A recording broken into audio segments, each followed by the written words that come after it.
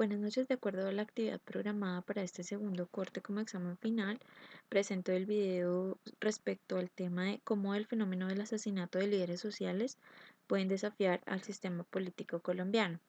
Es así como en un principio veremos la contextualización de lo que ha ocurrido con esta problemática y acto seguido veremos los retos que son para el sistema político y pues determinaremos también algunas conclusiones al respecto.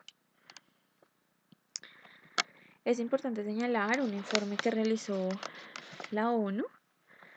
Este informe anual de la Oficina del Alto Comisionado de las Naciones Unidas sobre los Derechos Humanos fue presentado el 21 de marzo del 2018 en Ginebra, Suiza.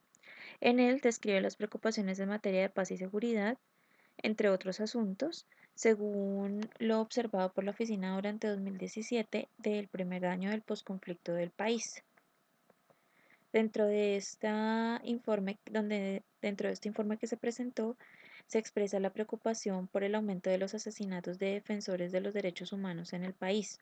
En el 2017, según el informe de la ONU, se registró 441 ataques a líderes sociales y comunitarios, entre ellos 121 asesinatos. 4 a líderes sociales, defensores de derechos humanos, 23 asesinatos contra los miembros de movimientos sociales y políticos y 14 personas muertas durante las protestas sociales. La ONU también registró 41 intentos de asesinatos contra líderes sociales y 213 amenazas, entre otros. Asimismo, indica que aparentemente varias víctimas fueron asesinadas por apoyar las políticas derivadas del acuerdo de paz, como la sustitución de cultivos ilícitos y la reforma rural integral. Dice el informe que señala una paradoja. En años anteriores, la mayoría de los defensores de derechos humanos fueron asesinados por oponerse a políticas de gobierno, no por apoyarlas.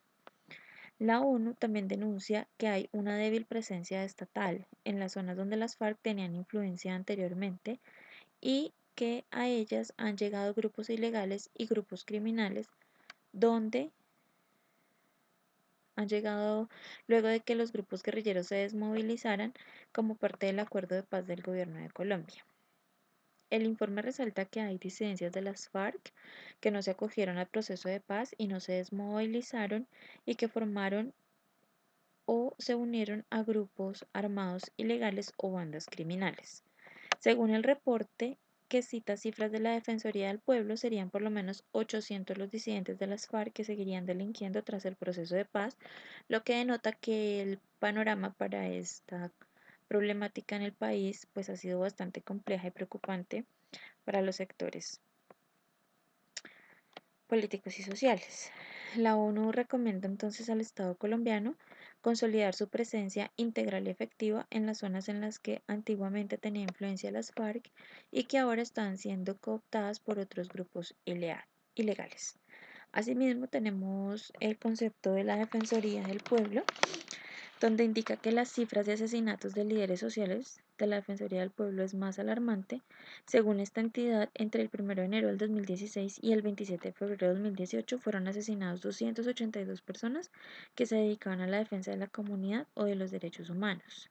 También tenemos el INSICRIM que habla de las FARC-CRIM, que habla de excombatientes de las FARC que parecen estar mal comprometidos con el narcotráfico que con la revolución y que se han dedicado al negocio del narcotráfico en el sur del país. También denuncia que aún siguen con el reclutamiento forzado de menores de edad y que los grupos como el ELN, que está en la mesa de negociaciones de paz, y otros grupos criminales reclutan y utilizan niños para la guerra. Por otra parte, también tenemos los informes emitidos por la Fiscalía General de Colombia. Respecto a ello, el informe publicado en el 2016 por la Fiscalía General se asegura que entre 1974 y 2014 las FARC reclutaron 11.556 menores de edad, 33% de ellos mujeres y 67% de hombres. Respecto al panorama de lo que tenemos para el año 2019.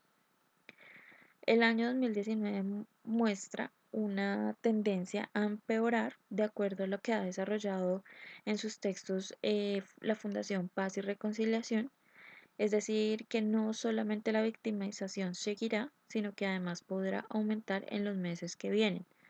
Y relaciona básicamente tres razones. La primera, que celebran elecciones locales. La segunda, la justicia transnacional avanzará en su búsqueda de la verdad y la restitución de tierra.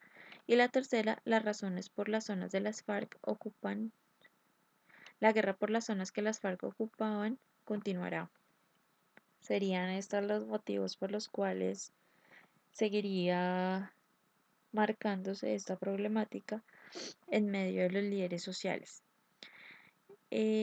Dice también que los perfiles de victimizados tienen tres características o son tres perfiles que son los que persiguen em, o atacan para quitar la vida o para cometer atentados contra ellos. Lo primero, que son líderes reclamantes de tierra o de verdad. Los segundos son aquellos que son líderes que quieren participar en política. Y los terceros, líderes comunales que apoyan procesos de sustitución de económicas ilegales o se ponen en mercados ilegales en sus territorios, se oponen a ellos.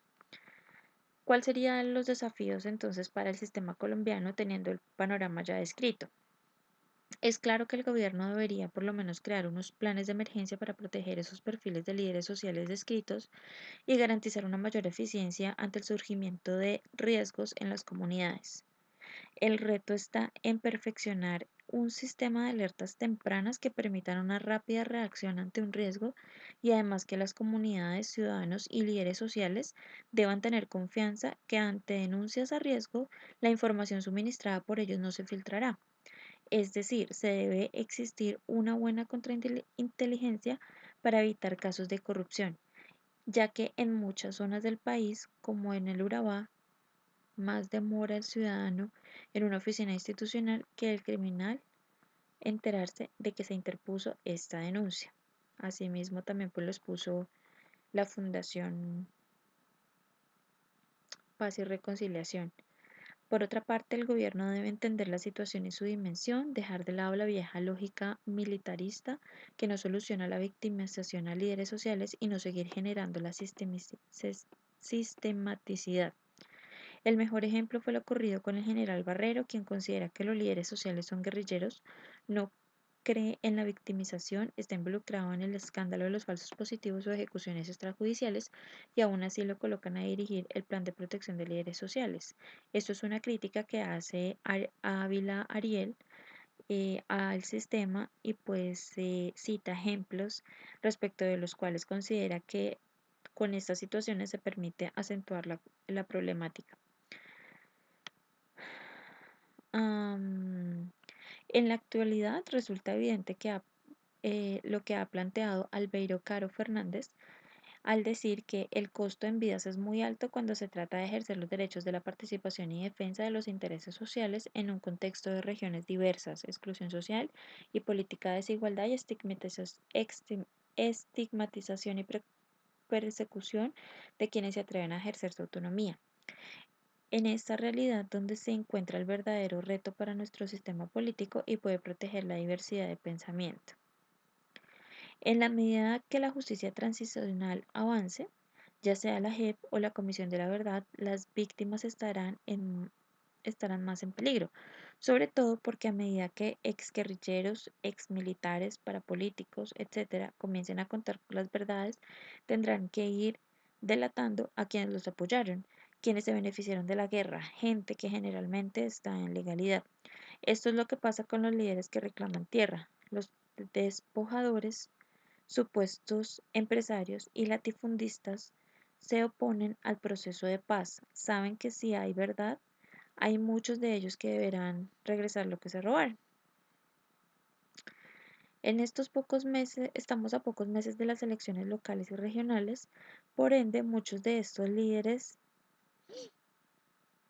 que buscan ser concejales, diputados departamentales o alcaldes están en grave peligro pues las viejas élites, las que siempre han gobernado, no les gusta la democracia ni la competencia política, de allí que se vean unos ataques sistematizados a los líderes sociales.